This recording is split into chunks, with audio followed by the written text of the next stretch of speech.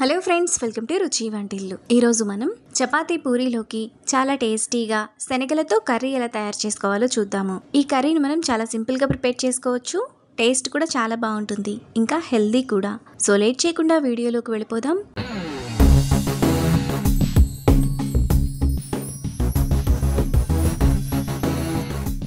ముందుగా శనగల కర్రీ చేసుకోవడానికి స్టవ్ మీద పాన్ పెట్టుకొని అందులో 1 టేబుల్ స్పూన్ ఆయిల్ వేసుకోవాలి.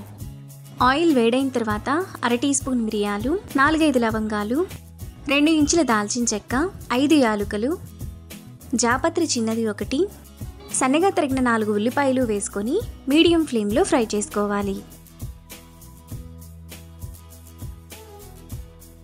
ఉల్లిపాయలు ఇలా కొద్దిగా వేగిన తర్వాత అందులో చిన్న చిన్న ముక్కలుగా కట్ చేసుకున్న 4 టమాటా త్వరగా మగ్గడానికి కొద్దిగా ఉప్పు వేసుకొని ఒకసారి కలుపుకోవాలి.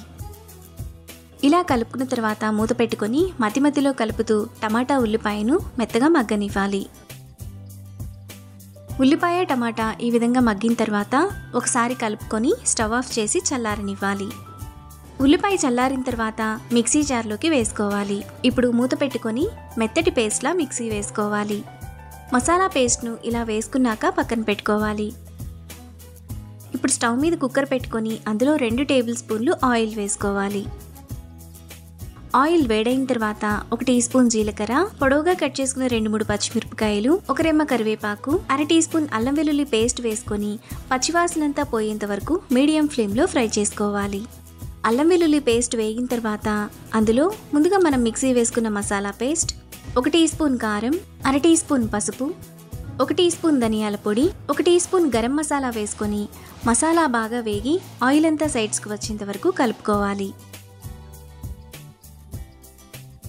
మసాలా బాగా వేగిపోయి ఆయిల్ అంతా ఇలా సైడ్స్కి వస్తున్నప్పుడు అందులో 1 కప్పు 8 గంటల పాటు నానబెట్టుకున్న శనగలు వేసుకోవాలి. ఇప్పుడు టేస్ట్కి తగినంత ఉప్పు, ఒక చిన్న బంగాళదుంపను పైన పొట్టు తీసుకొని ఇలా చిన్న చిన్న ముక్కలుగా కట్ చేసుకొని వేసుకోవాలి.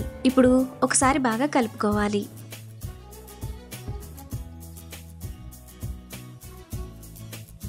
ఇలా కలుపుకున్న తర్వాత అందులో 1.5 గ్లాస్ నీళ్లు పోసుకోవాలి. ఇప్పుడు మసాలా అంతా కలిసేలా బాగా కలుపుకోవాలి.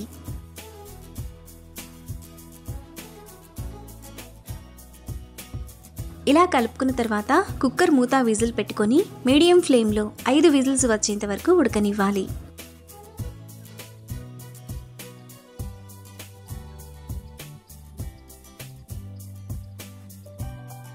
కుక్కర్ విజిల్స్ వచ్చి ప్రెషర్ పోయిన తర్వాత మనకు కర్రీ ఈ విధంగా రెడీ అయిపోతుంది. శనగలు కూడా బాగా మెత్తగా ఉడికిపోయి ఉంటాయి. మీకు కర్రీ ఇంకొంచెం పలుచగా కావాలనుకుంటే ఈ స్టేజ్లోనే కొద్దిగా వాటర్ని పోసి కలుపుకోవచ్చు. ఇప్పుడు స్టవ్ ఆన్ చేసుకొని కర్రీలో 1 teaspoon chole masala, 1/2 teaspoon kasuri methi, సన్నగా తరిగిన 1/2 కట్ట కొత్తిమీర తరుగు వేసుకొని 1 నిమిషం పాటు మీడియం ఫ్లేమ్లో కలుపుకోవాలి.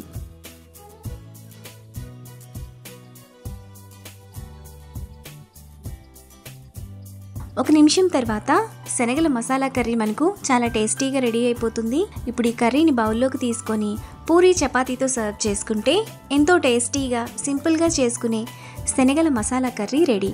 ఈ రెసిపీని మీరు కూడా ట్రై చేసి మీకు టేస్ట్ ఎలా కుదిరిందో నాకు కామెంట్స్లో షేర్ చేయండి. ఈ వీడియో కనుక మీకు నచ్చినట్లయితే లైక్ చేసి, షేర్ చేసి, సబ్స్క్రైబ్ చేయండి.